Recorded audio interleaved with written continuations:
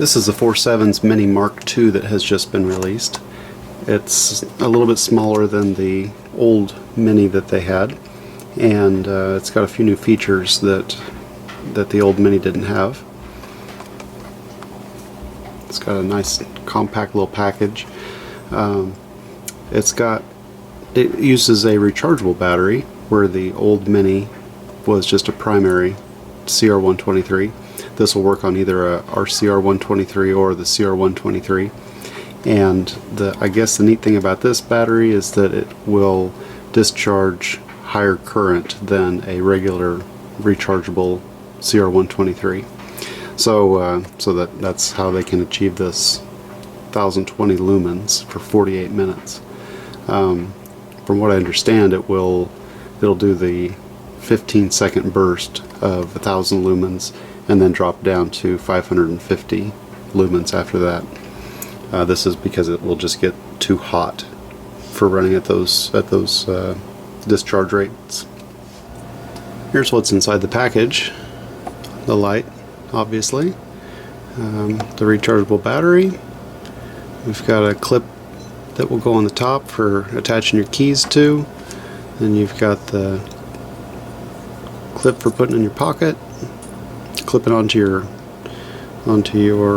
hat, and then the charging cable. These guys are magnetic,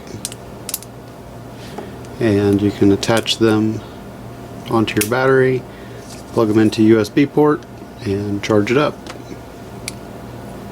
Doesn't matter which way it goes, the charger will figure out the polarity and charge it accordingly. I'll show a little comparison of the Mark II to the old Mini MLX.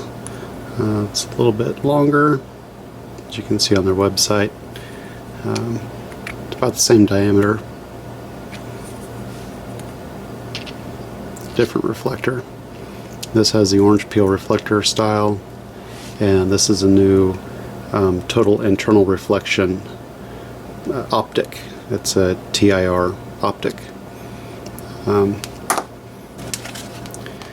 So here's the operator's manual that for some reason I can't find on their website right now. If you want to read it, you can pause it and take a look at what's on the front side here. And then here's what's on the back side.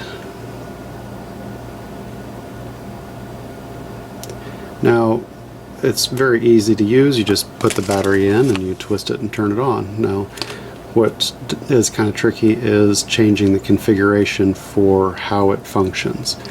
Default, it comes in configuration 6, so it goes low, medium, high, and moonlight when you tighten and loosen, tighten and loosen, tighten and loosen quickly.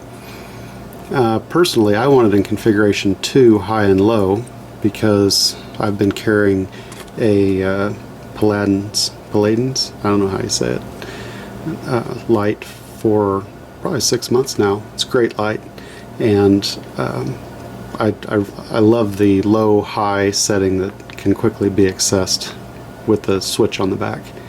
So I'm just going to put it into configuration 2. So to program it, we'll twist it 10 times on and off in 3 seconds.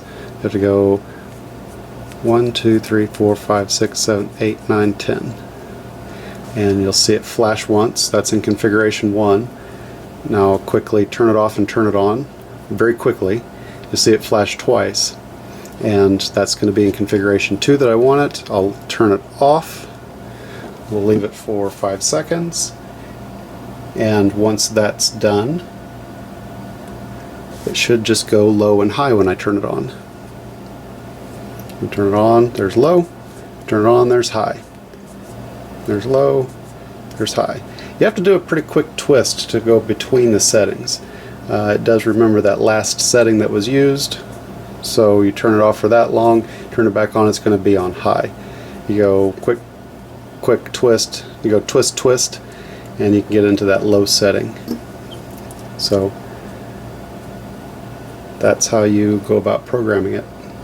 So when you go to charge it, You're going to take this guy and you're going to plug it into any USB source. I've got a little portable battery pack here.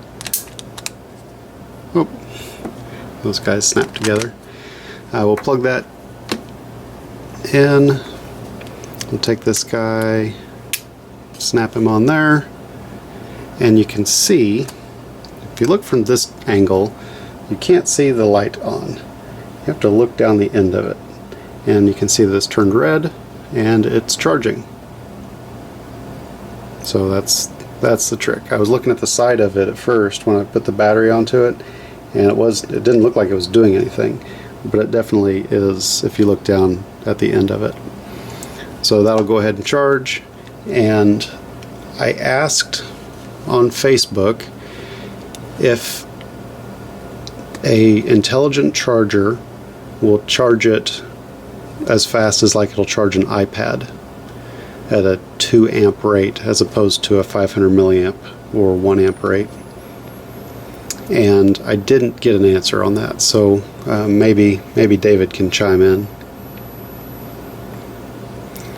But that's all it takes. Plug it in, put the battery on, and you'll see the red light come on. So I'm not a fan of a pocket clip on a flashlight, but I understand it has uses for when you want to attach it to something. Usually this just rides around in my pocket, and when you get this, that's going to be parallel to the body. It's sticking out quite a ways, and it doesn't really clip on to anything. But this springy steel is bendable enough to where you can bend it ever so slightly that direction, and make it to where it stays on the body of the light, and that'll hang on to your pants pocket real well. And so you can put it either direction if you like. I'm not sure why this wasn't made that way originally, but my Aladdin's light didn't. It was the exact same way, and I pretty much immediately took it off and just didn't use it. So if you use it, great. This is just one little thing you can do to make it grip your pants pocket better. So let's go get some beam shots, and I can show you how it lights up the backyard. So here's the only shot that I took of my backyard that was really worth showing. This is on high, which would be 1020 lumens for 1 second exposure. But I just wanted to show how the beam is focused, and the trees are about 70 feet away. So it will definitely light up your whole backyard very easily. So after a day of use, I can say I really like this light so far. It's got the same features as before. It's just brighter. Because I carried this Mini for about 2 years really before I decided to try a couple of other lights that had come out. I liked its simple twisty interface. Wasn't real worried about having a push button on the back until this light came along, and I really do I like that ability in this light. But I'll do another review on this guy. But for just a simple twisty interface with crazy brightness, this is a great light. I really like it. I opened up the head to take a look at it, and I was going to take some pictures to show you guys, but there's not a whole lot going on in there that is out of the ordinary. Actually, it looks very similar to the inside of this guy. There's a little microcontroller and some switching power supply type circuitry. There's an inductor. There's a little aluminum carrier in here that is the heat sink for the LED, and it holds all the pieces together inside of there. So very nicely done. Overall, great little light.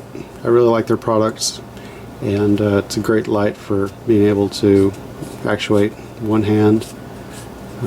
Just tighten it up, and you can do all your control in a twisty interface, just holding on to it and twisting it, and you can change the aperture if you want to by closing it up in your hand, and only letting so much light out.